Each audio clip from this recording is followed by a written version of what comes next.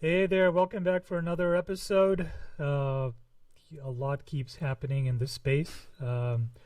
This is still, I think, a time in the market where I think retail just doesn't want to listen to anything related to crypto. The idea of cryptocurrency just seems to be such a distant kind of memory, from 2021 when everyone wanted to come to our meetup group and talk about, Olympus DAO or NFTs or whatever it was, right? But across social media and as well as like just in real life, I think both of us are seeing a significant drop in interest with cryptocurrency. I think a lot of the crypto bulls have moved on to the artificial intelligence sort of bandwagon, like they're like, oh, that's where Web 3.0 is, right? But, just if we can stay on topic with the crypto sort of theme for at least this video, I did want to get your opinion on something, right? So Gary Gensler, Uncle Gary, was testifying in front of Congress the other day. And, one of the things that I sort of talked about with you maybe about a year ago or maybe even a year and a half ago in our Telegram group was my observation that it seems that the people in Congress or in politics who are for Bitcoin or for cryptocurrency tend to be right-leaning, and the people who are against it are left-leaning, right? So the Elizabeth Warrens of the world and the Sherrod Browns of the world, and even the White House actually are against cryptocurrency, whereas the only politicians that are for it are the Republicans. So in your opinion, would you say the cat is out of the barn, or the horse is out of the barn here? Crypto is now a partisan issue. This is now going to be the next stupid partisan fight that this country is going to have to go through, or could things change? It's a tough one, man, because unfortunately in the last month there's been a couple mass shootings and everyone's a gun expert again and this, that, and expert again. We're 6-9 months out. I think I saw a tweet earlier this week. Within the next week or so, Biden's officially gonna announce his running for a second term, even though obviously you're the sitting president, you're gonna run again, but I guess you gotta decorate the banner, whatever the old saying is. But it's a weird one, man, because I think we've talked about this on one of our first episodes. Unfortunately, everything's politicized. And when we get to a point, obviously I hate this word. I'm just going to use it to keep the conversation moving. We hit hyper Bitcoinization, hyper crypto adoption. And you get to a point where 1 in 10 Americans, which doesn't sound like a lot, but I think if 1 in 10 Americans are talking about something, it's, 1 in 10 Americans still probably talking about Russia, Ukraine, and we're like, a year and some change into the war. I think we get to that point, it's going to get bipartisan. But again, it's I always do this. I have a fairly decent social network in Austin. It's a good mix of people, left, right, old, my age, working, living in their mom's basement. And the people I do talk to that are maybe talk shit on crypto or aren't as educated or just indifferent tend to be more on the left. And then the people who are either in it, a lot of people in our group, I would say, are more right-leaning, or maybe they're moderate, but they're like sensible. You could say like classic conservatives or libertarians. And then even the people I know, it's just like I said, the people that maybe entertain it more or talk to me about it more definitely are more on the right. So, yeah, with all that said, I mean, I would be amazed if, let's say, I guess DeSantis and I think Kennedy Jr. are throwing their hats in the ring, officially. But between those two clowns and then Trump and Biden, whoever does finish that sitting term for the next presidency, yeah, to your point, I would be dumbfounded by the end of this decade if it's not a bipartisan issue with the whole abortion, gun laws, the wall. Just because by the end of this decade, we are, everyone's like, oh, we're early, slowly then suddenly. And I like I said, whether we're at 100K or $2 trillion, whatever it is per Bitcoin, by the end of this decade, I think we'll be at that hyper Bitcoinization. And yeah, I'd be dumbfounded if we weren't at a bipartisan thing. Because like I said, to reach the masses, it has to reach the masses. And unfortunately, anyone that's listening to this, you've been around for the last decade, for some reason, everything in America is just split down the middle. And I would be amazed if crypto was an exception to that. So when you say that it will be a bipartisan issue, are you saying that both left and right will be for crypto, or do you mean it will be a partisan issue which means that one of them will be for Oh, and yeah. the other will be against. Sorry. Well, that's, I mean, yeah, split down the line where it's, Oh, and, okay, so it'll be a partisan issue. yeah, and even then, if it fractured, I mean, even then, like, COVID, we joked about this, COVID, what was classic, left and right talking points. They kind of like swapped cards for a while, and it wouldn't surprise me too, even, there's the Ted Cruz's of the world who are like pro Bitcoin, but I think he's just pandering, in Texas. We're kind of the, crypto capital right now, at least in North America. I think gun to head, he couldn't tell you any more than AOC or Elizabeth Warren, and you've seen them yap for 5 minutes. Like, they just talk about stuff, which is like with a 2-minute Google search, it's obviously wrong. But even then, my point is like the parties are getting even more fractured. So it wouldn't surprise me if you have tranches of opinions on it, which could be good. But at the same time, too, anyone that's, like I said, the last 10 years, Congress, whoever's running the ship right now, whoever's behind them, they're going to keep them moving. So I guess the reason I bring that up is like, right now, I would think it's almost better if it's just a left or right thing. But unfortunately, just with all the I hate this word too, but the powers that be in DC right now, by end of the decade, if we do hit that adoption, I could see it where it's almost like in the UK with Parliament, where it's just 1,000 people shouting at once, which sounds cute, but obviously if we're trying to move forward, sometimes 2 voices is better than 1,000, but who knows? But yeah, like I said, it's gonna be split hard down the middle here pretty soon. Yeah, it's somewhat surprising that it is a partisan issue. This is one of my biggest frustrations, and I remember when I was talking about it in our Telegram group maybe about a year and a half ago. I'm like, I really, really hope, excuse me, I really hope, cryptocurrency or the idea of decentralized money does not turn into a partisan issue, because it like, it's not like gun control or abortion, where for some reason it has, it sort of splits down the middle. I can understand, more taxes, less taxes, that can be a partisan issue. But I don't really understand how, like, some sort of a Democrat, left-leaning Democrat is looking at cryptocurrency and thinks, well, we should just ban the whole thing. I guess one of the ways in which it may be framed is that, well, Bitcoin takes up a lot of energy and it, causes a lot of CO2 emissions, and therefore it is bad. And I don't know, is it because Elon Musk is like, he holds Bitcoin? Is that part? And he's considered a right-wing guy, which makes no sense to me at all. The guy's like from freaking California. He's certainly not right-wing. He's not like married. He's got like 10 kids by 4 different women or whatever, right? And yeah, definitely not your Christian conservative sort of archetype whatsoever. I think the guy is like an atheist or whatever, right? It's very strange. One of the thoughts that I had is, well, maybe it's not really a partisan issue. Maybe it's just an anti-establishment or anti-current party issue, meaning that the Democrats are in power, and the government is afraid of Bitcoin potentially resulting in massive capital flight, because it's an uncorrelated asset, and people are going to just start putting their dollars into Bitcoin. Maybe they're thinking that this will destabilize the system, and maybe behind closed doors, Republicans feel the same way, that it's going to go ahead and destabilize the system. But simply because it's now a Biden position or a White House position, they're just automatically against it. Like if Biden came out and says, well, the sky is blue, they're going to pass, a bill in the Republican controlled House saying, well, the sky is actually purple or whatever it is, right? Just to sort of be contrarian. So do you I mean, I'm hoping that's the most charitable explanation, although it doesn't bode well, because if the people who are for it in office today are actually just playing political theater, and they don't actually care one way or the other what happens, then as soon as there's a Republican president or a Republican-controlled Congress elected, then they're also going to be against it as well.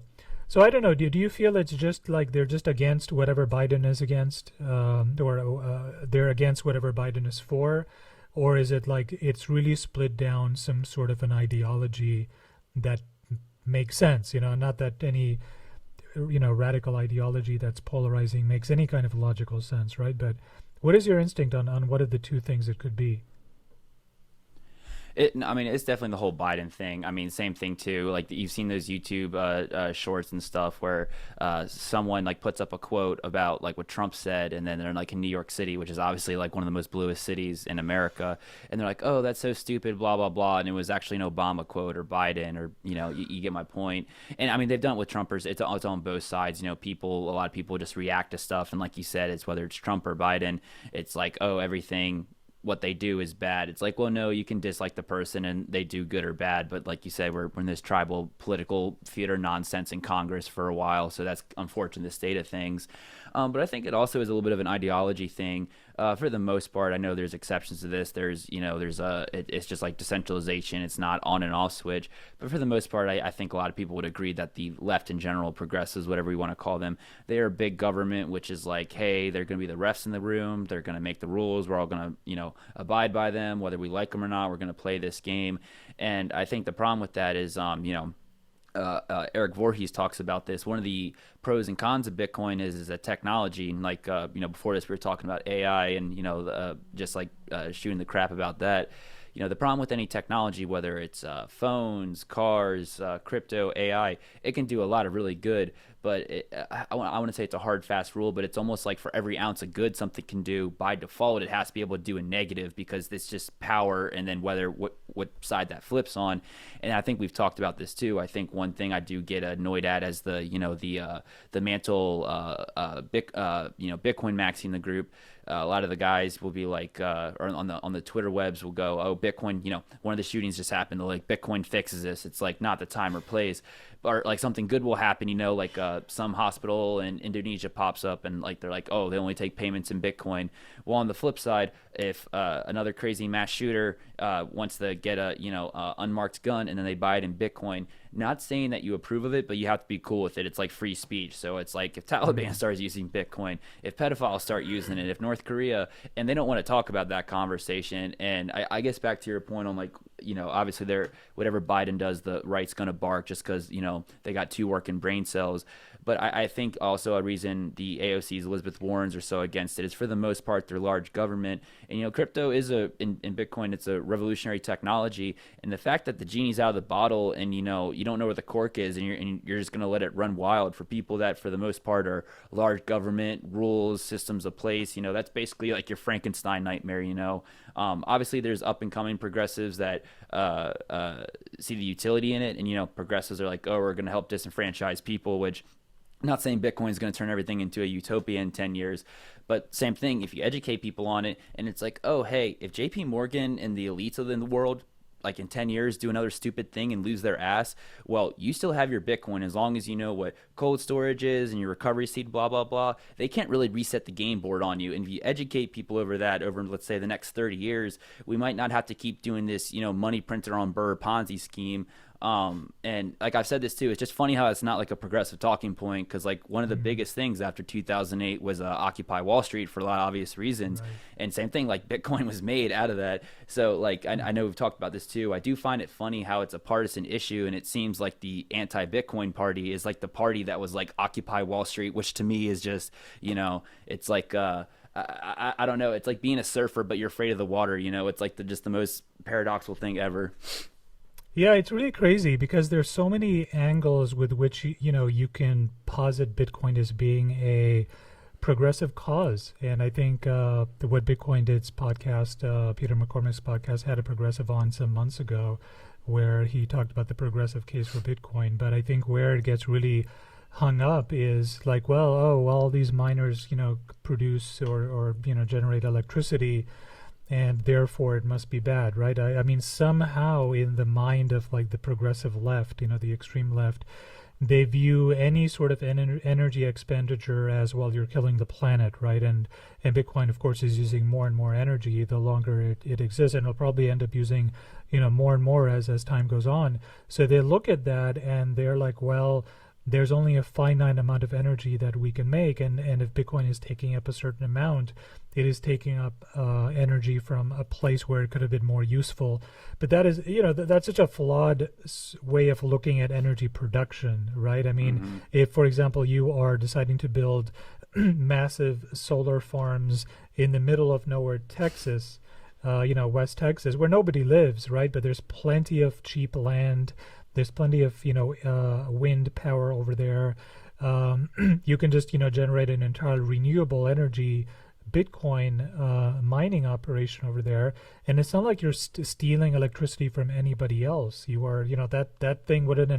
There's nobody else there, right? And even if your operation, sells it to the local grid, there's not that much that it's going to need from you because there's nobody that lives over there. So that's a completely spurious argument. And the other argument, there's another reason this annoys me is they sort of think about energy generation as this sort of finite box that just can't get bigger, or if it only gets so big and there's only a certain number of solar panels in the world. But humanity has the potential to generate an infinite, well, not literally infinite, right, but way more energy than we will ever need, right? Energy generation, in terms of the amount of energy generation, is ultimately an engineering problem, right? And it's the question has to be asked, well, how do we as a species engineer abundant electricity and energy so that there's no human that doesn't have access to energy requirements later, whether that be light or running their washing machine or whatever, lawnmower, whatever it is that they need to use. Everyone can use that in a way that is carbon neutral. And then there's still plenty of energy left over for Bitcoiners to compete over in terms of hash rate, right? I mean, they sort of think about and I think this is perhaps the biggest sort of mentality that I sort of just can't wrap my head around with the progressive left, is they don't have confidence that technology can innovate us out of the global warming problem, right?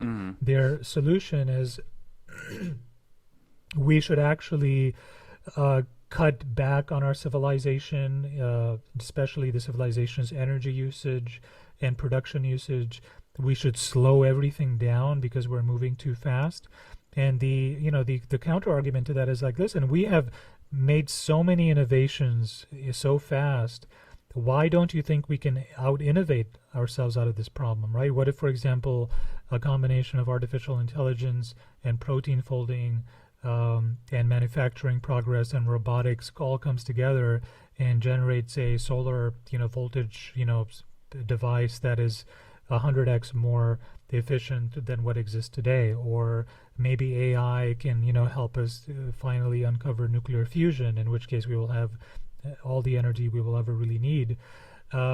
These are all like things that are theoretically possible, and rather than saying let us marshal all of our resources to make sure that we have a nuclear reactor going and we make more energy than we ever did, they're like, no, we should do less energy, right? And a perfect example of this, this is just so backwards and crazy, is that in France, you probably already saw this, France had a lot of nuclear energy about 10 years ago, and then the accident in Japan happened. The Fukushima plant basically sort of malfunctioned, I think, during an earthquake, and it resulted that a large area around the plant became contaminated. And after that event, a lot of European countries decided to scale back their nuclear ambitions. Germany was one of them. France was another one. But what Germany, I think, did recently was, actually, I take it back. It was Germany that closed down the remaining 3 plants. It wasn't France. I think I have that right. And as a result of that, they started using more coal than they have ever used in the past. Their share of coal burning jumped up. And, you had all of these like pictures of these environmentalists, which, are like these progressive left people who are extremely proud of themselves for having forced the nuclear plant to close. And it's just so bizarre because in their heads, they have fixated nuclear energy with being anti-environmental, right? And it's a very easy thing. Like, well, Fukushima collapsed and it contaminated the land, and nuclear waste lasts forever, therefore it's bad. And we're not interested in hearing about potential engineering solutions for this, right? But we just want the whole thing to shut down because we don't believe you can actually improve the process or mitigate it, right? Just imagine like if in today's world we invented the airplane for the first time, and the a passenger airplane fell out of the sky, and everyone died, and the reaction of everyone is like, well, we need to like uninvent airplanes, we need to ban all airplanes, right? That's literally what they're doing. They're like, no, moving forward with technology to solve these problems is not the answer. The answer is to move us back in time and decrease our energy expenditure. So I maybe it's ESG. We're coming to bring the topic back to why the progressive left seems to be so anti-Bitcoin or anti-crypto. Part of it must be, like you said, the energy usage, right? The progressive left just feels that using energy of any kind is like a sin against nature, and we should all just decrease our requirements and live more simply and require less things, and I don't know. I mean, does that ring true to you, or am I just talking to my ass here? I mean, well, man, like cities are just known for their MAGA conservatives, and cities don't put out any energy at all. Like LA and New York, they just run on like such low maintenance, with all those MAGA folk. But I mean, they run on like, unicorn energy. How you know it, man, in Copenhagen. But like, it's funny you say that because, like I said, I had a good talk with Rob, like for like probably an hour after you guys kind of cleared out on Sunday. We had a really good meetup. That was like one of the better ones we've had in a while. We had like a nice, like 12 people out. But him and I went down the rabbit hole, and one thing I kept pressing him on, and he didn't, like, I would say Rob's on the left, but he's kind of like a Joe Rogan, Bill Maher, like a classic progressive, like cares about people, but also has a brain cell, and like it's like, okay, like they don't go with this whole hair color, snowflake, let me like, talk about my colors in a feeling crystal today. But he said something, I responded back kind of like to a point you made about like, like just like facts and numbers, and he said something, I replied, well, according to the left, that's not a thing. He's like, what do you mean? I'm like, well, they're supposed to be the fact science people. And he's like, who says that? I'm like, they're pretty self-proclaimed. He's like, you sure about that? And I told him, I said, I would bet a good amount of my crypto stack if I see someone in Austin with purple hair and I go up and I say, hey, climate change is fake, they're going to start quoting statistics. And the thing is Rob was like, well, no one, and like, because he's not a dumb dude, like he wouldn't get my point. And I'm like, okay, if I go up to 100 people and I say, which party is the fact science people, even like probably a conservative person would probably be like, oh, the left claims that mantle, where the right is more of like values, tradition, like by definition conservatism, like But no, it's funny you say that too, because like again, back to the science fact thing. A lot of, I think Elizabeth Warren went on a rant one time saying how Bitcoin every year uses as much energy as Finland, Poland, one of pick your country, whatever. Yeah, but it's not like it's like China or Japan, but it's one of those Nordic countries. Someone home can fact check me. And it's funny. It's like, well, that's a lot of energy, and you could argue that's for a good reason, but it's like if that's a lot of energy, why aren't we asking Norway or Finland to close down for a year? But no, like serious question though, and like, and one thing too, this has been really well just dated throughout history, from the Sumerians, Egyptians, all the dynasties in China. The more prosperous and the more man, I hate this word, but just equality that a society gets, by it literally has to use more energy, because that just requires energy to do that, just to keep the rising tide lifts all ships. So the same thing too, it's like, okay, we're using a lot of energy, but like to your point, what's the ROI on that? And like same thing too, it's like, back to my point, LA and New York use a lot of fucking energy, and it's like, no one's barking about that shit. And I mean the same thing too, and like people, and that the right's guilty of this stuff, but we're just on the topic of the left.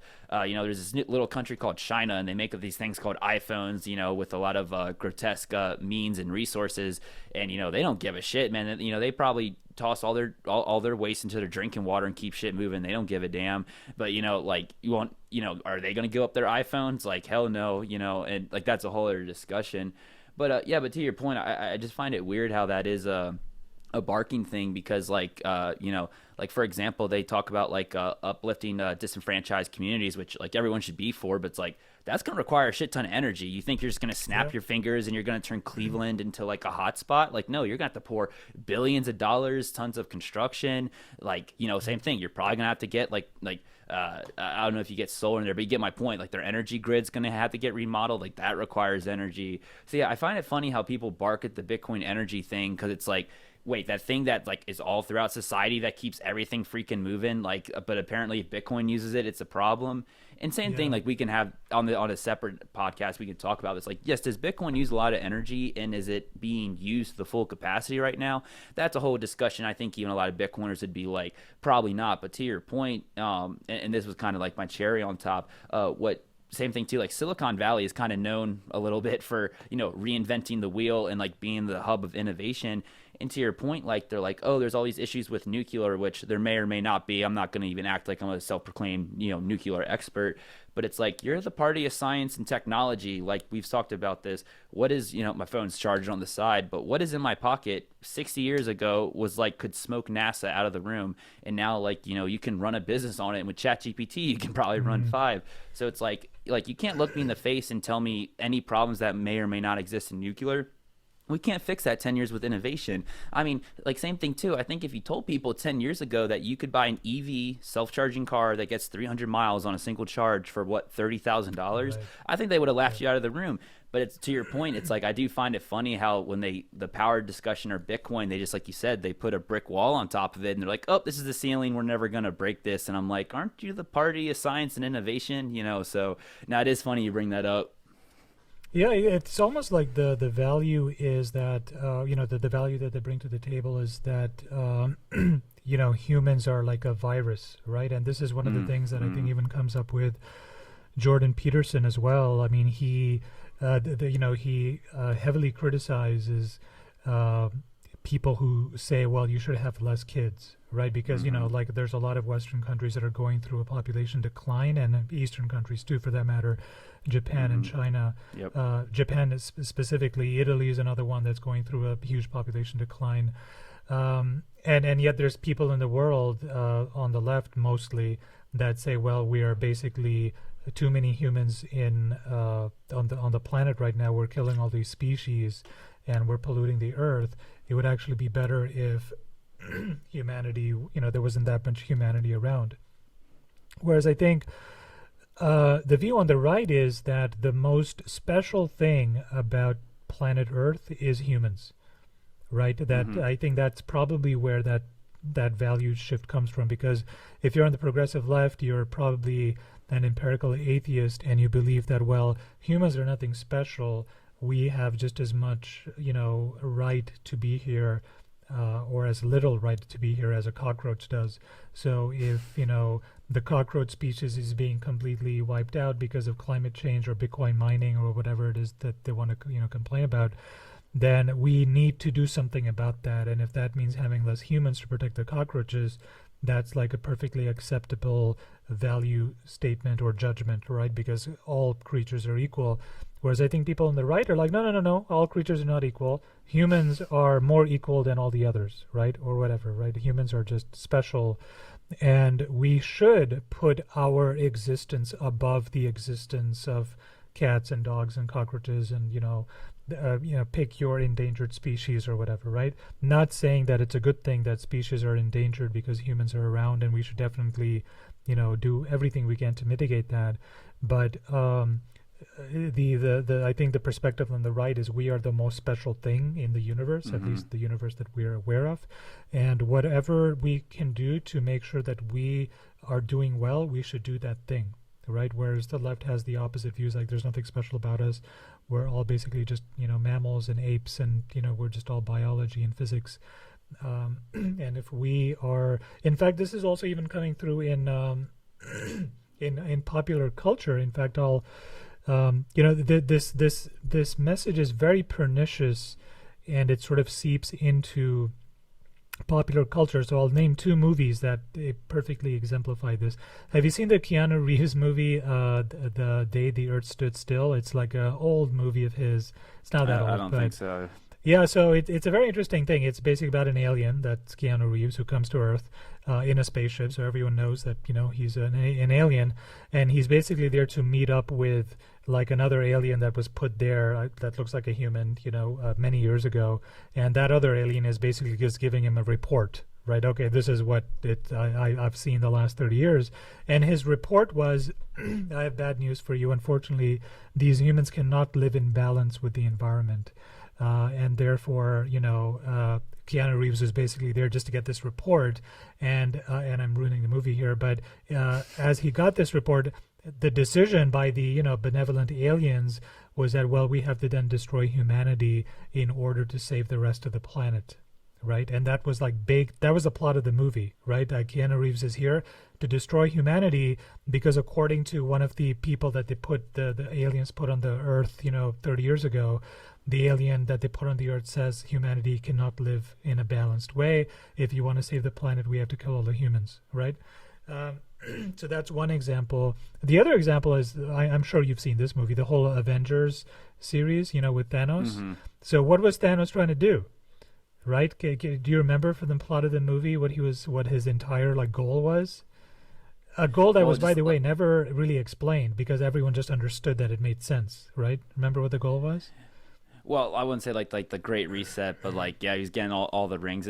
To be honest, I saw the second movie and I was halfway, was the second one is when they came back and killed him, right? Like in the first 5 minutes. So I guess it was the first one or whatever. Well, so I'll tell you, the ultimate goal of Thanos, right? The reason he wanted all 5 Infinity Rings is that when he snapped his fingers after he got all the rings, 1 out of every 2 humans, people, creatures on Earth would die. They would just vanish. So the entire plot of the bad guy in Avengers was that I want to get all 5 rings because there's too many people on Earth, and because I want to save the planet and save the Earth, I need to snap my fingers and kill half the people. And that was his motivation, right? This giant juggernaut of a movie. It wasn't about, I want more power for myself, blah, blah, blah. And in fact, when Thanos snapped his fingers, he went out and he lived in the woods. His work was done, and he's like, okay, I've made my sacrifice, right? So, the implication was that even though they disagreed with, his solution, the diagnosis that he made was the correct one. There's too many people on Earth, right? The solution, according to Thanos, was just to kill half of them, right? And that's what the Avengers were trying to fight against. But it was weird that nowhere, in all of my, the reviews of the movie, the discussions of the movie, the popular culture about the movie, no one ever thought, well, that's a pretty stupid motivation, right? That you want to kill out the people? Why? That's so random, right? But it is so sort of baked into our popular culture that humans are the problem here, and our energy usage and our use of resources on planet Earth is problematic, that it's perfectly acceptable to have a bad guy whose only job it is to just basically destroy half of humanity so they can save the planet, right? And then there's been multiple iterations of this, theme in popular culture. So I think probably that's where that's sort of the wellspring of values that the progressive left is sort of drawing from when they look at the whole Bitcoin debate, and they're like, oh, more energy, more energy, more problems, right? That's kind of how they think about it. Whereas I think the right says that, no, more energy is fine. The planet will be okay. We'll innovate our way out of it. Although, to be completely fair, I think there's definitely an element of the right that does not believe climate change is real at all. They think it's all a giant hoax. So I'll be completely fair that's definitely an issue. There's probably a minority of the people on the right who think that, even if it is an issue, the solution is not to cut back on our resources, because game theory is not going to allow for that, right? If the United States decides to cut back on its energy use, China's not going to do that. India's not going to do that. No, right? yeah. Nobody in Africa is going to stop burning wood if it suits their purposes and goals. So they're going to just keep doing that. And so the position on the right is that, well, if we undercut our energy infrastructure for your progressive left-wing views of saving the planet, that's going to put us at an economic disadvantage that other countries will easily exploit. And then nobody's happy because the CO2 emissions didn't go down. China's still doing it, right? Africa's still doing it. India's still doing it. All these other countries are still doing it. So why are you asking us to do it alone? All we're ever going to accomplish is make ourselves poorer and be less capable of dealing with whatever consequences come from climate change, less capable of developing technology to deal with climate change or to try to reverse it. So that's the counter argument. But again, you have to be somewhat nuanced when you are discussing these things. And of course, Twitter and political theater, and Congress and, the news media is exactly where nuance goes to die.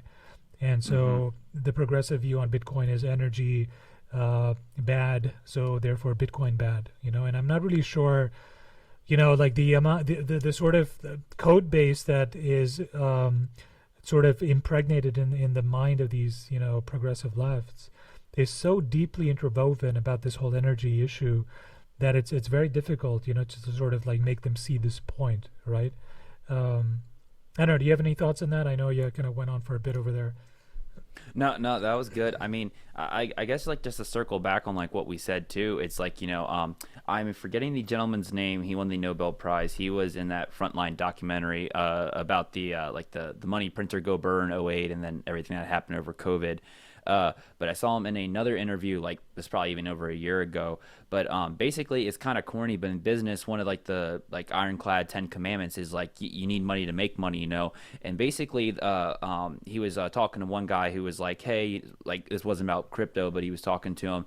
There's a lot of issues right now in the world with getting economies up." Energy green production waste blah blah blah, and basically obviously this isn't like 100% clad thing, but the gentleman he was talking to was saying that like the energy crisis, we're actually got to pour more energy and money into it, and then once we hit a point of ROI, it's not like we're getting a free return off of it. For like we were talking about earlier, it's like kind of 1 is 1, 1 is 10. We're gonna get to a point once we get off zero where it's a lot easier to basically it's like for example, it's like a company.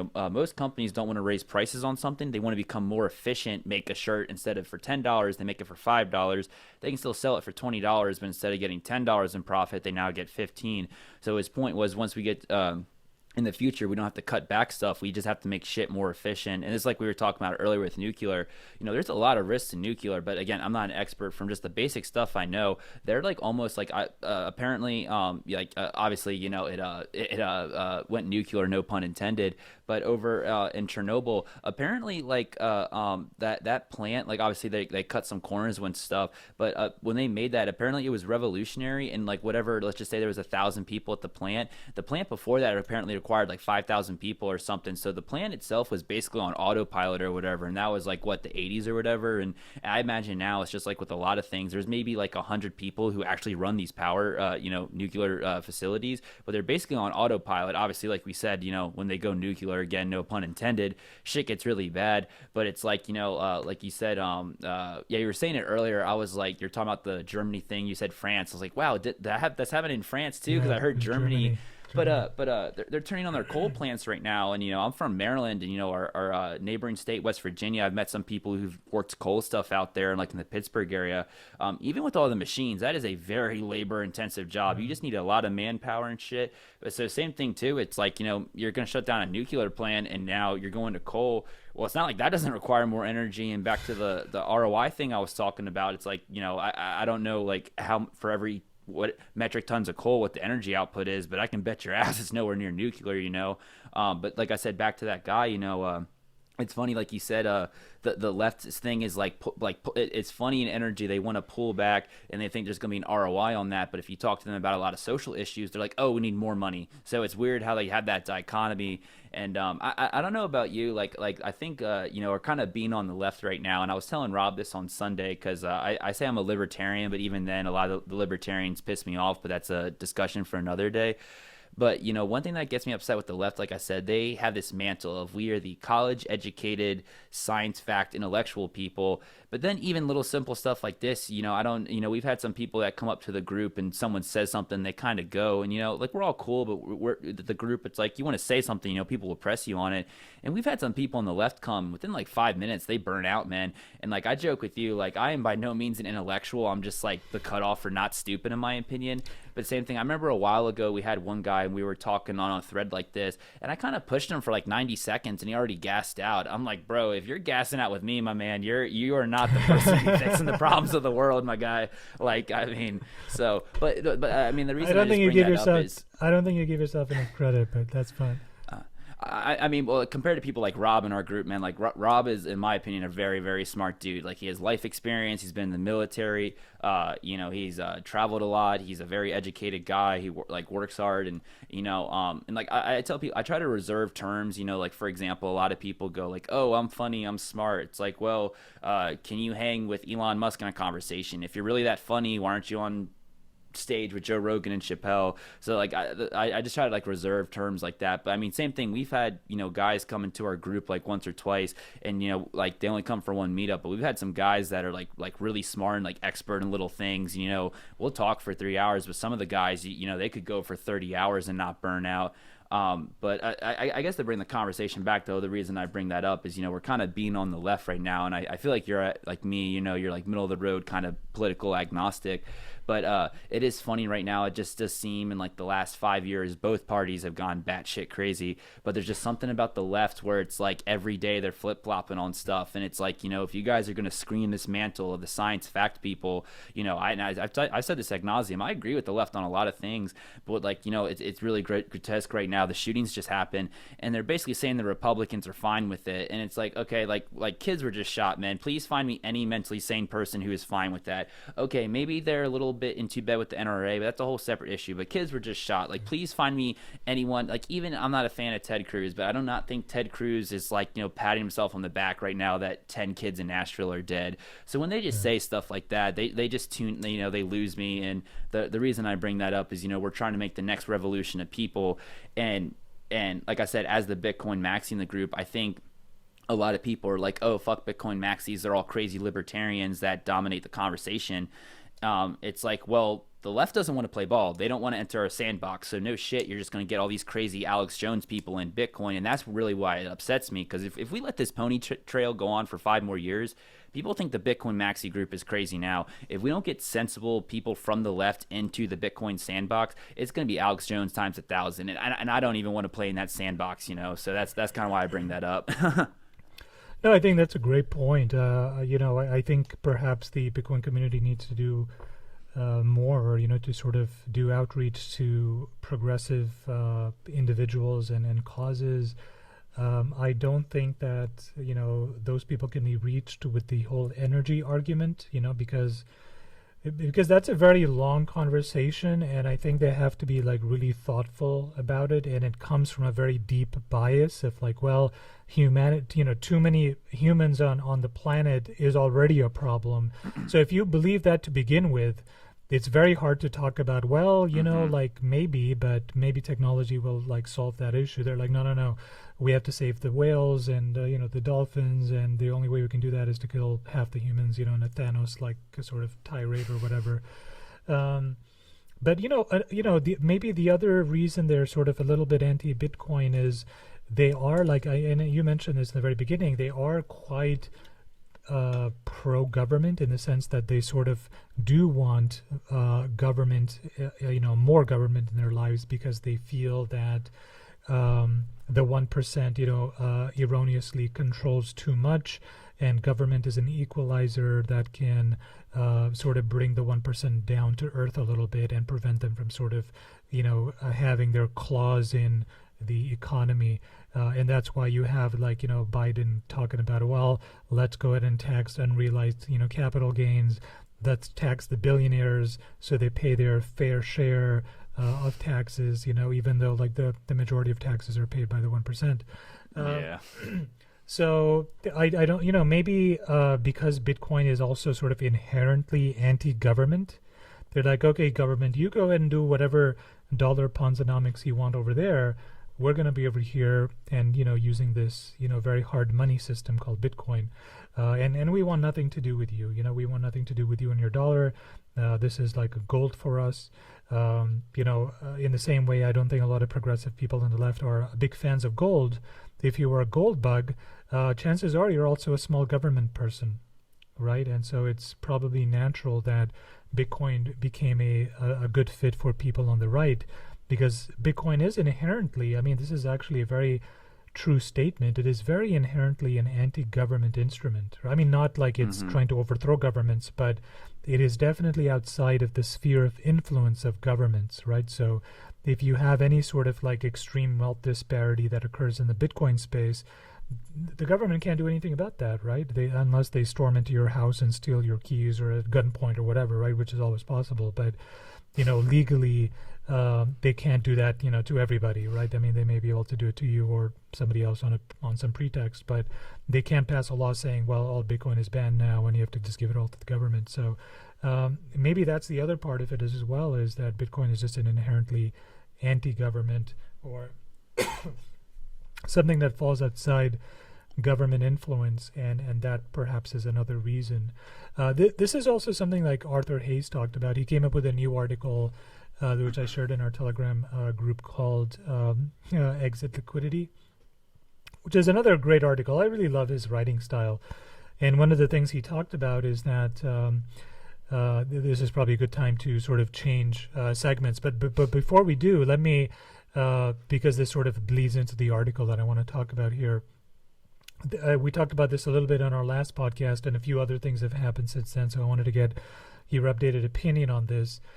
There have been even more moves now. Just this morning, for example, Bangladesh paid Russia a loan back to Russia. Right, it owed Russia $300 some million in a loan, and it paid it back by just paying it back in yuan and not in dollars. Right, because that's the only way the U.S. can actually sanction any countries. They can just say, "Well, you can't play with our dollars. The dollars belong to us." But they can't do that if it's in some other currency. So Bangladesh paid back Russia a loan that they were owed in renminbi, and more countries also sort of started making noise, especially the BRICS countries, which is a new development since we talked the last time. What is your sense here about the momentum, if any, going forward, about the dollar de-dollarization conversation? This is like a hot button topic on Twitter these days. If you've noticed, everyone's talking about a move away from the U.S. dollar. Do you have any sort of updated opinions on this? It's a weird one, because I think we were talking about this too. It's kind of slowly then suddenly, and like the old saying, day to day everything's the same, but you look back and it's all different. A lot of things, we joke about this. It's like, you're not talking about it like 6 months from now. It's not really news.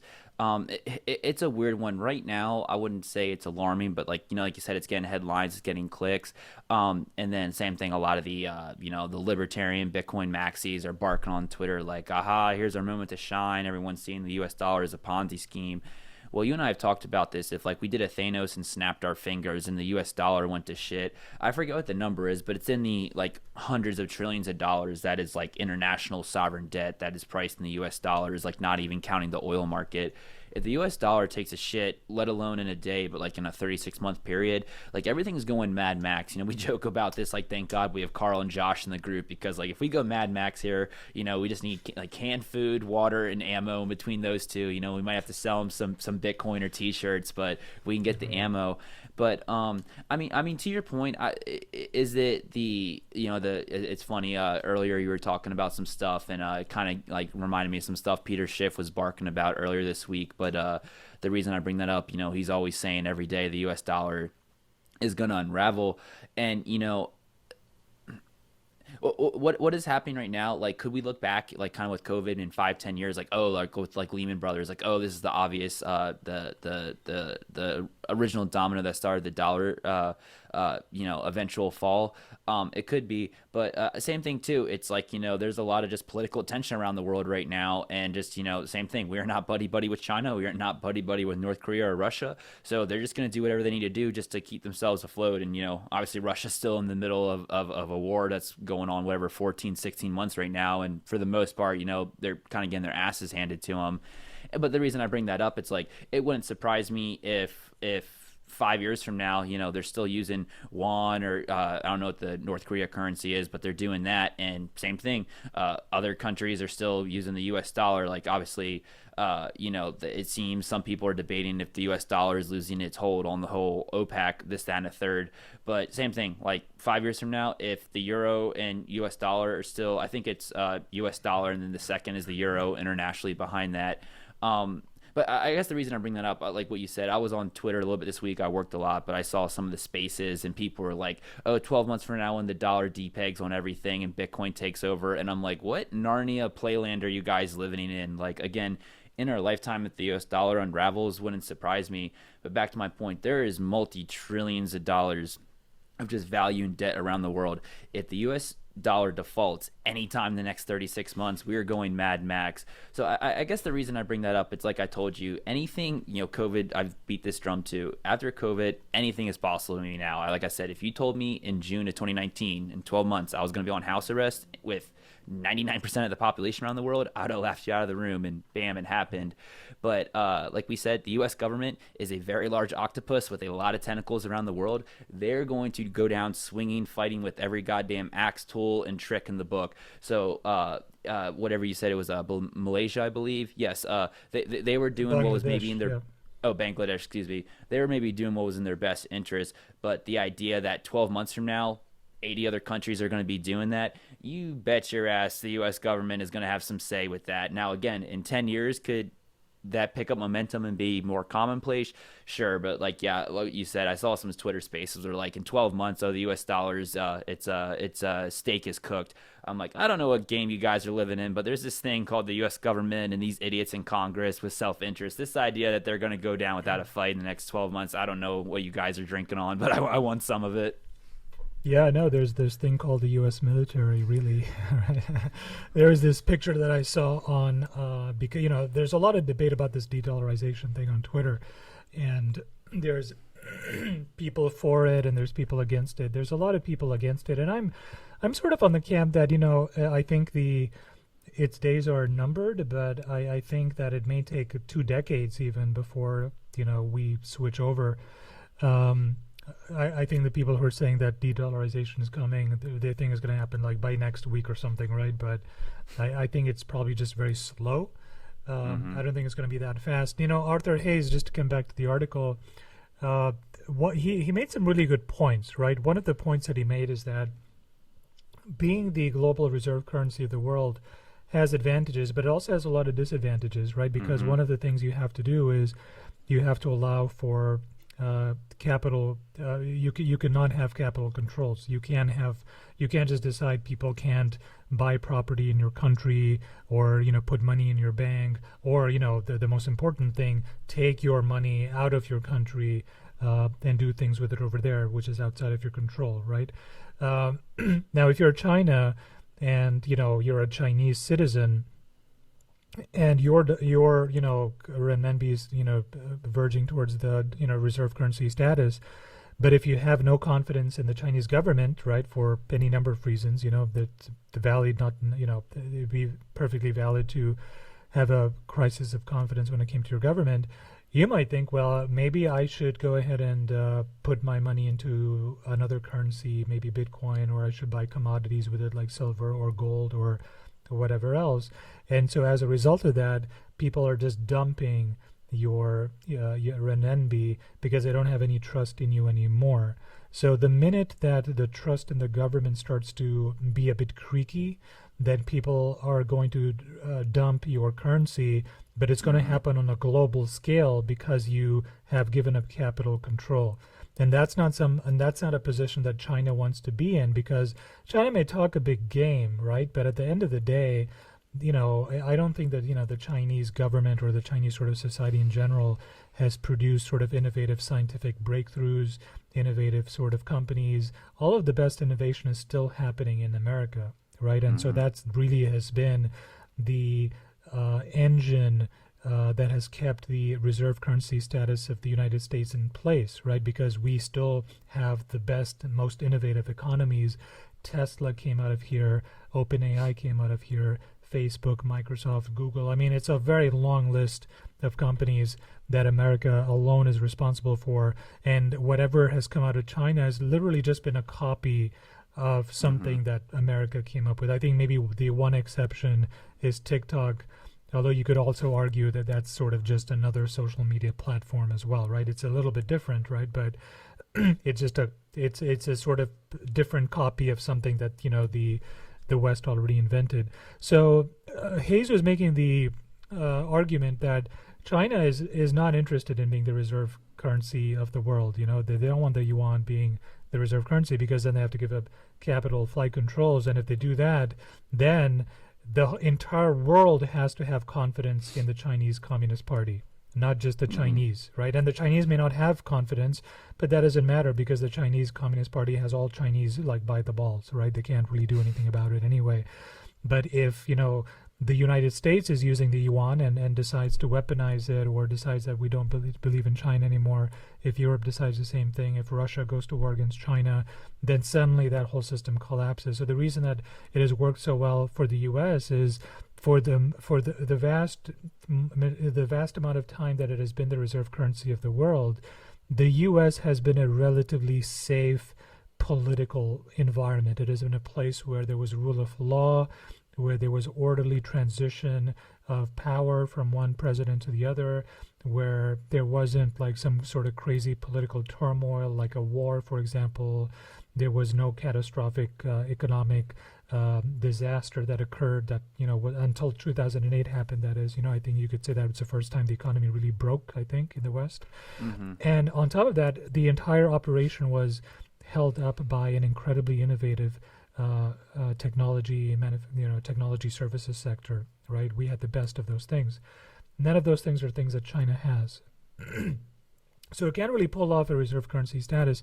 So Hayes was like, all of this thing about like China is going to eat the U.S.'s lunches, that's just bullshit. That's just not going to ever happen.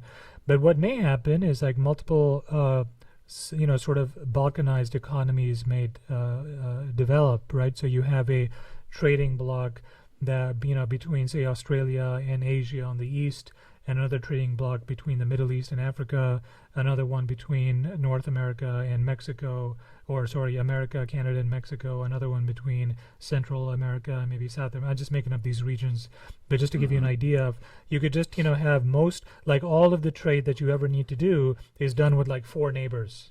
It's not done with the whole world. So if you're only doing trade with 4 neighbors, you're getting 95% of everything you ever need from 4 countries. Why the hell do you care what the reserve status of the world is? Just make individual deals with the 4 countries, right? So that's I think the point that he was making. And he says that we're slowly moving to that world. So it's not going to be a globalized economy where everyone is trading using one sort of medium in exchange, which is the US dollar, but we may just have pockets here and a pocket there and a pocket there. And that might actually be a better model because it'll be a decentralized world economy where, if one country fucks up, it doesn't cause a domino effect, right? Remember 2008 was a global crisis, but it was an American crisis, and yet it was global, right? Everyone was roped in. And you've said this phrase multiple times, right? If the U.S. catches a cold, everyone else gets pneumonia. And the move away from the dollar is not it's not a move to replace it with like the yuan as a reserve currency or even Bitcoin as a reserve currency. It may just be like, hey, let's not have a reserve currency. Let's just sort of, figure out where we need to import shit from and just talk to the country, directly and just come up with a something. Like, okay, we will give you our products here, you give us your coal here, we will give you bananas, you give us oranges, whatever the exchange is, right? And then whatever the difference is, we can settle on our currencies or we can settle on gold, right? So he was making the point that that's where we're headed. And I mean, the further point that he was making as well is that the dollar is still in decline because these other countries are moving away from the dollar, right? So all of the U.S. treasuries that are being held throughout the world, which is U.S. government debt, of which is, we have 31 trillion, right? All of that debt is being, a lot of that is actually held by foreign countries, foreign corporations, even hedge funds, for example, because U.S. treasuries are considered the safest things to hold, right? Because they're backed by the strength and the faith of the U.S. government.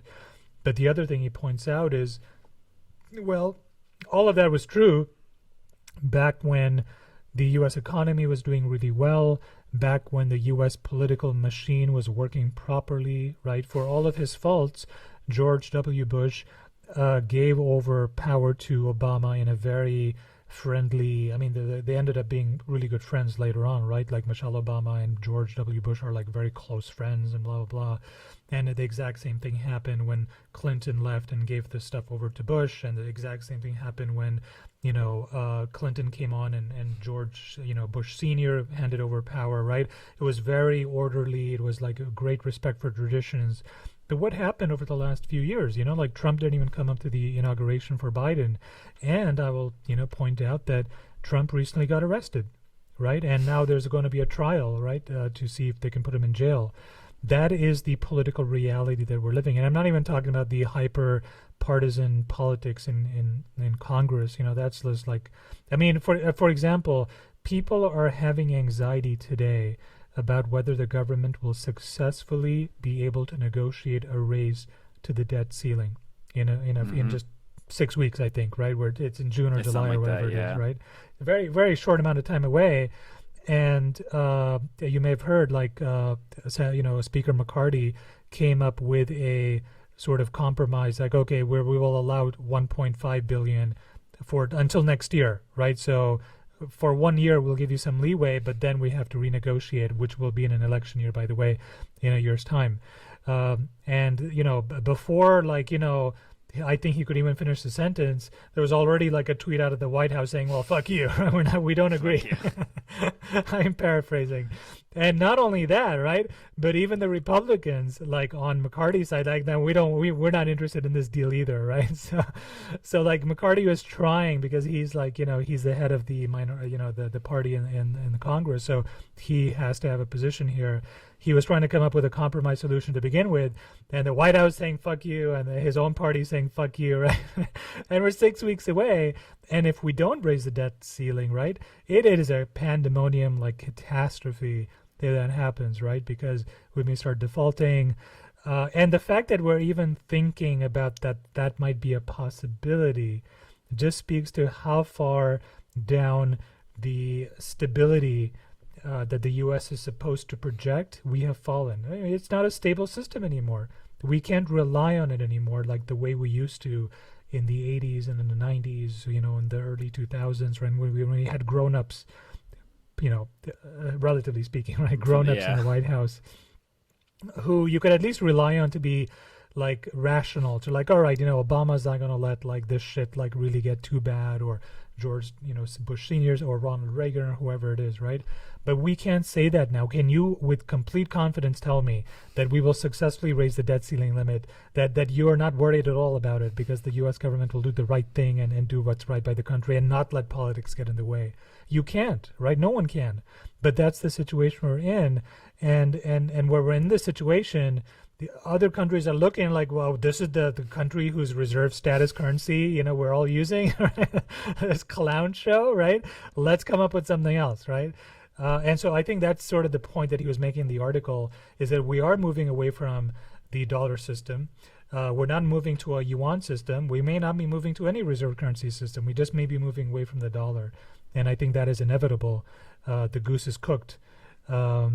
So I don't know, man. Those are sort of the takeaways that I got from the very excellent article by Arthur Hayes, which I think everyone should read.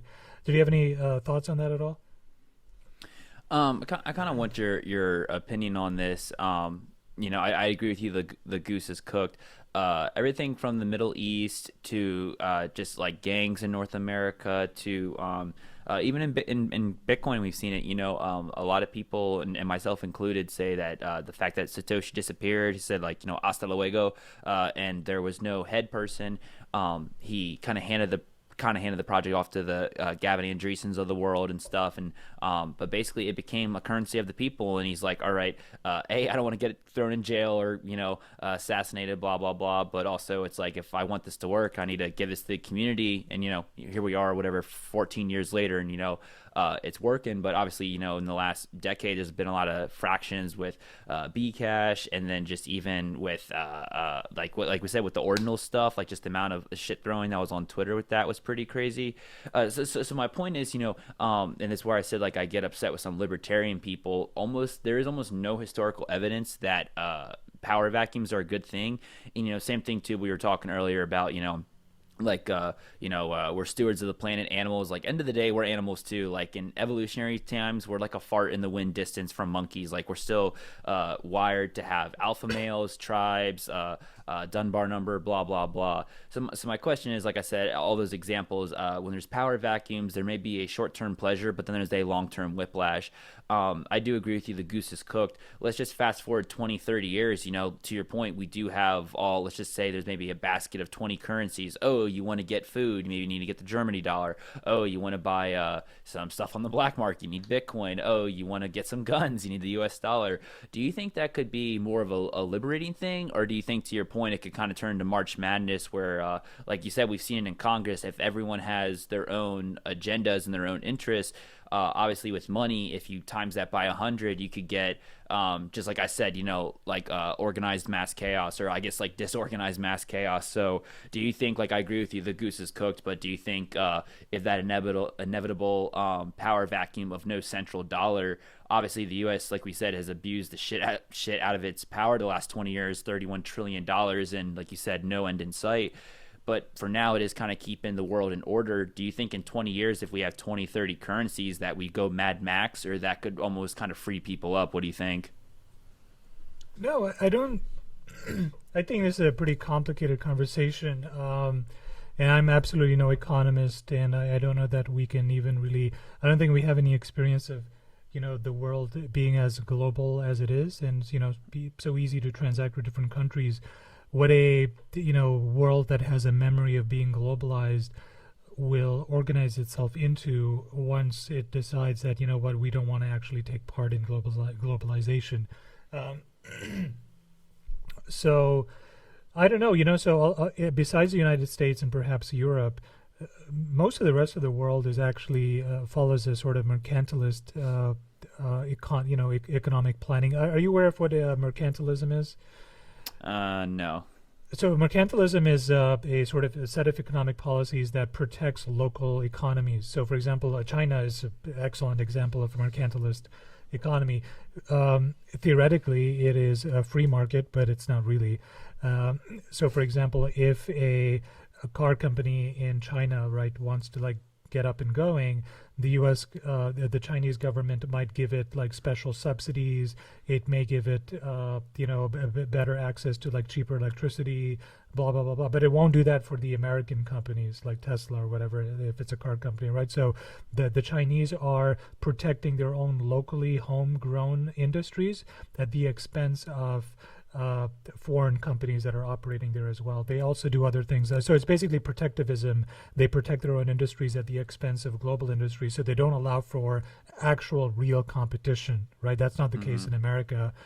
The other thing they do to do that is they impose tariffs, right? So if you are Mercedes-Benz and you want to sell your cars in China and you're competing with Chinese companies, what is one way to disadvantage Mercedes-Benz that is built in Germany?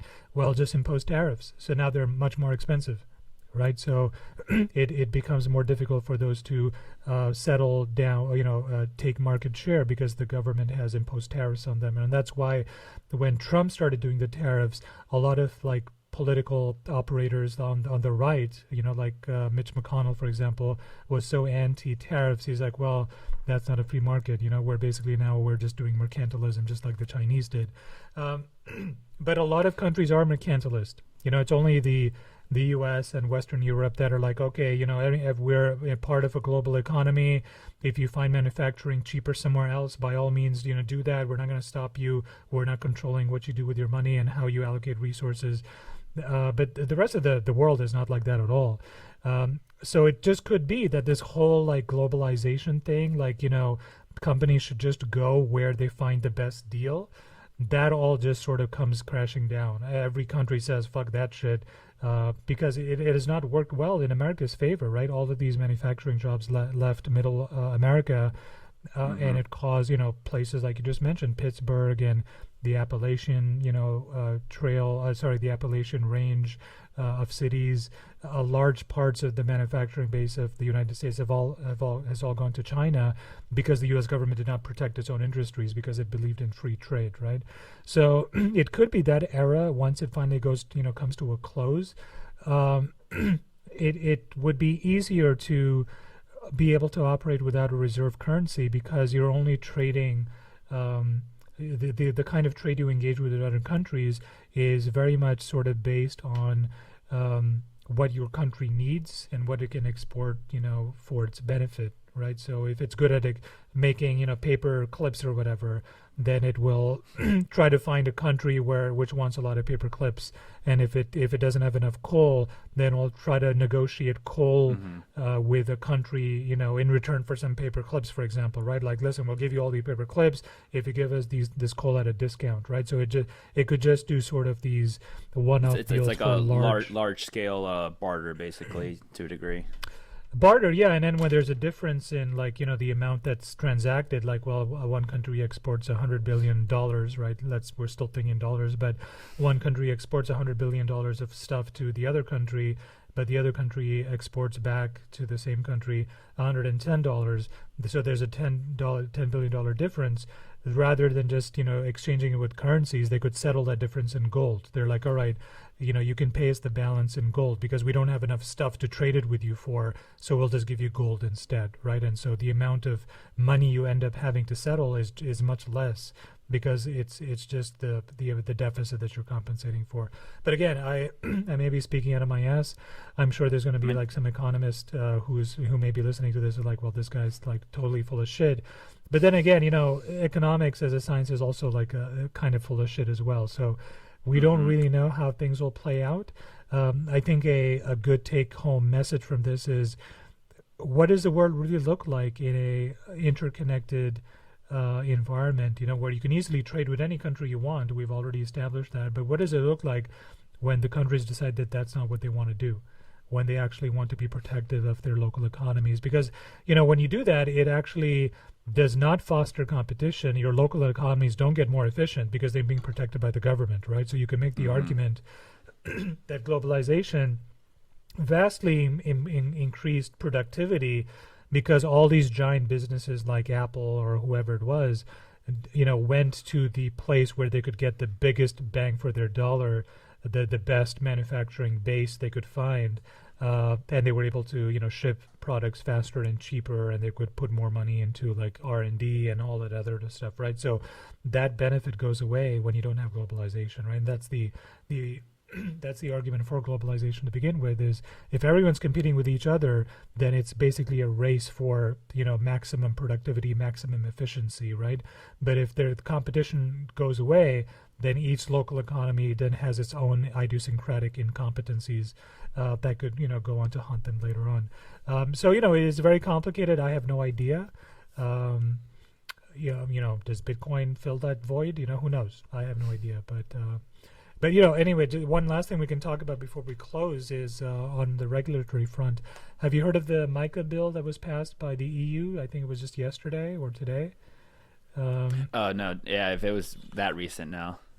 Yeah, so it just happened. They've been talking about it for a long time, but Brian Armstrong was in the Capitol today talking to politicians, and I did a Twitter space from the Capitol as well. I'm very happy that he's increasing his profile when it comes to trying to raise awareness about sensible crypto regulation. But the MiCA was a bill passed by the entire EU that set some standards for crypto regulation. From the Twitter chatter that I'm hearing, it's actually quite a good development because it gives a lot of clarity to people who are operating in the space.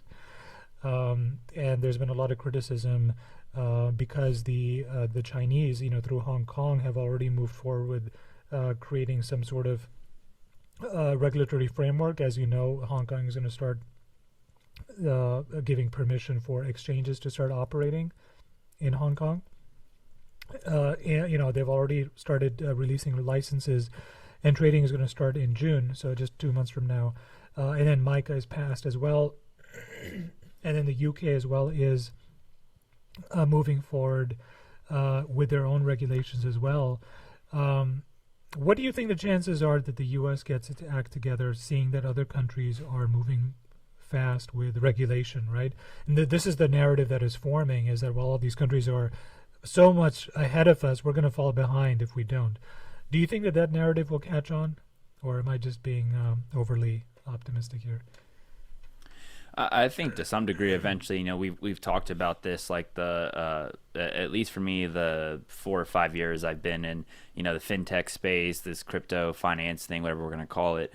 I've kind of learned that, like, don't get me wrong, the CEOs of the Facebooks or the Apples or pick Wall Street firm. They're by no means idiots. They got to their positions with competence and other stuff. But we've seen it with a lot of things. If one company does something and then, like you said, it picks traction, the other ones are like, oh shit, the music's slowing down. I better get a chair here. And I think it was a couple episodes ago we talked about this. If the U.S. dollar does get like depegged as like the alpha in the room, and then people go to Bitcoin or gold or whatever, how many countries besides like El Salvador is that going to take before like everyone's like, oh, the music's slowing down, I better get a chair? And if the U.S. doesn't get its act together, will they be the last ones left out? And how that affects the the Western Free Front? Like we went down that rabbit hole. But I don't think it's if, it's when. Same thing. Is it going to be 12 months from now? Is it going to be a decade from now? I don't know.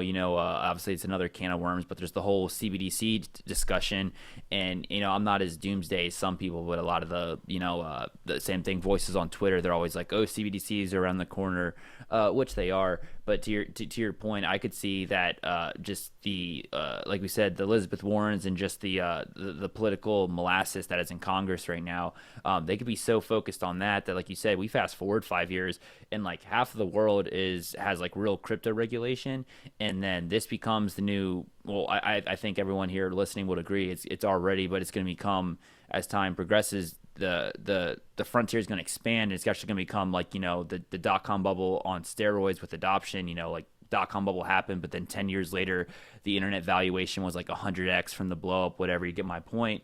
My point is, like you said, yeah, they look around and they're like, oh shit, like even countries in bumfuck Africa already have sensible regulation, and the Coinbases and Krakens of the world, they all move there. And then, like I said, the U.S. dollar is just there, holding its ass, and it's like, how does that go well for us as citizens? Not too well. So yeah, like you said, it's like I'm by no means an economist, like not if, like how long that happens, I don't know. But yeah, I definitely could see where the U.S. government, like we said, there's so much just tomfoolery going on in Congress that, yeah, 5 years from now, if like, I want to say half, but let's just say even 20, 50 more countries get real sensible regulation and all these companies move there, yeah, it wouldn't surprise me if the U.S. almost just becomes a wasteland for crypto. Like, it's basically, my point is like around 2012, in New York, they passed the bit license. New York was like the hub for crypto companies. Like if you were doing a crypto Bitcoin company, you were in New York. They passed that bill, and within like a year, like 90% of the companies moved out. So I could totally see that happening in 5 years to America if these idiots, like you said, in DC don't get their shit together. Yeah, if you look at the COVID, sort of like missteps, the debt, crisis, I think that's looming. The amount of debt that this country has piled on already, the way that this whole thing with Trump is being handled, the political divisions, the decrease in trust in our media corporations, it really does sort of seem as if like America is just making like really major mistakes. And this MiCA bill passing in Europe, and China getting cozying up to crypto as well. Very well could be just another sign that the U.S. is just making yet another major mistake, because the political process is so broken that the people that end up in positions of power are just people who can scream the loudest and say the most sort of politically correct things, politically in vogue things at the time, and not necessarily the people who have the best ideas. That's always been the case, but I think it's maybe gotten a bit more extreme, unfortunately. If we don't, yeah, you're right. I don't think if we don't have regulation, I think within a year, probably at least the next president, whoever that is, if he doesn't get serious about, passing some good legislation. Although you have to say that's 2 years away, man. That's a long time. That's quick. 2 years is a very long time in crypto, and the boat may have, the ship may have sailed by then. Honestly, right? 2 years. Like, as you've said many times, 2 years, that's 2 centuries in crypto, for God's sakes. For real, yeah. So, yeah, it's definitely a very somber moment, the MiCA bill passing and all the other progress that we're seeing in crypto regulation around the world. And yet, the U.S., Gary Gensler's testimony was an excellent example of that, with Gary basically just gaslighting the crypto industry, saying, well, I just come in and get into compliance and everything will be fine. And, obviously that's just bullshit, right? It's, they just don't want crypto at this point to actually persist, because I think they see it as a threat to the system. unfortunately, and I think it is true. I think they've assessed it correctly. I mean, it's not like they don't understand it. It's not like Elizabeth Warren probably really thinks, oh, this is just a gambler's coin. It's not like that's what Warren Buffett really thinks, that it's just a gambling token. I think he fully understands that, oh, shit, this is actually gold 2.0. We can't really allow this thing to take off because all of the financial energy from the U.S. dollar is going to go to this thing, which is way more superior. I truly believe, and I think Charlie Munger is in exactly the same boat. Brilliant, brilliant man who perfectly understands what Bitcoin is and basically shits on it because he just doesn't want it to succeed. Because if he succeeded, it means that the fiat system that he made his fortune in over the last 99 years of his life is coming to an end, and that's not a world that he wants to live in, right? He doesn't want to live in a world where money is, as hard as it is, and it's not controllable, in other words, right? And it's controllable now, but you can't really control the monetary policy of Bitcoin. So, well, anyway, man, those were my sort of parting thoughts. So do you have anything else to add before we call it a wrap? No, man. I guess one thing, just a kind of question to ask. We had a really good talk on Sunday, and same thing too. Obviously, it seems like that 10K bandwagon I'm having has lost a wheel or two at this point. The axle might be grinding a little bit on the floor, but same thing. Just it's a weird one. You look at some financial data, economic data. Things are looking good right now. If you look at some other stuff, it's looking bad. I think same thing. The next possible print is 3 weeks out from now. If they do, there's some future markets looking like I think the Fed's going to do a 25 base point hike. And my point with this is, at the meetup on Sunday, we were having a good talk, but we were still pretty optimistic on stuff, just with price and overall macro stuff. Same thing, like we said, a day in crypto is like a month, and the last week between Gary Gensler, I believe I saw a headline, Amazon, I think got rid of 50,000-60,000 jobs. So like I said, you look at some stuff, it seems like we're fine. A lot of people, Peter Schiff is still beating the recession, depression drum. Like I said, with just all the last week going on, are you still optimistic end of the year that, whether or not we hit 100K, but just crypto goes higher? Like you said, we have the presidency coming on, which maybe could tank us. Maybe it could fuel some fire for people to be like, well, we got two more idiots, running for the master musical chair. Let me get my lifeboat while I can. So I guess between now and end of the year, are you still kind of optimistic on stuff, or has anything changed since Sunday? So kind of, I guess, end on that. Well, optimistic about the price of Bitcoin, yeah. And the premise really is that I think is becoming increasingly apparent that the powers that be in the United States are, incompetent. Unfortunately, I don't think that the system is working well. Where it's going to be very interesting to see how this debt ceiling crisis gets resolved and to what extent because the problem is that it's not going to get resolved without drama. So there's going to be a ton of drama to come. There's going to be a lot of infighting to come. There's going to be a lot of Republicans who want to dig in, because a lot of them are now running for the presidency as well. So there's going to be political stances being made. And, so you have that coming. You have I think other banks are going to fail. I've said this as well on Sunday, that I think the next shoe to drop is going to happen in the next few weeks. I think another set of bank runs is going to happen. And I don't think the Fed is going to be able to raise. I think they're going to say, listen, we broke something and we just have to start going down on rates again, which means inflation is going to persist, is going to keep going higher or stay high. And people are going to be like, well, the dollar's getting devalued. And so, and inflation and interest rates are coming down because the economy is going into a tailspin. So what do I put money in that is a good store of value and that the government cannot fuck with, right? And what I'm hopeful about is that, unfortunately, what Polly Hapatia refers to as schmuck insurance, which is the Bitcoin, is that buy Bitcoin if you think the system is crashing. I think, unfortunately, the system is distressed, and I think more and more people are going to look for a hard, decentralized monetary network with no counterparty risk. And Bitcoin happens to be sitting right there, with 10 years of perfect uptime. And, lots of people who understand it very, very well now are going to say, listen, maybe it's time to get into Bitcoin. So for that reason, and for the reason that the majority of Bitcoin hasn't moved in 2 years, because all the sellers have left, right? Who's selling now?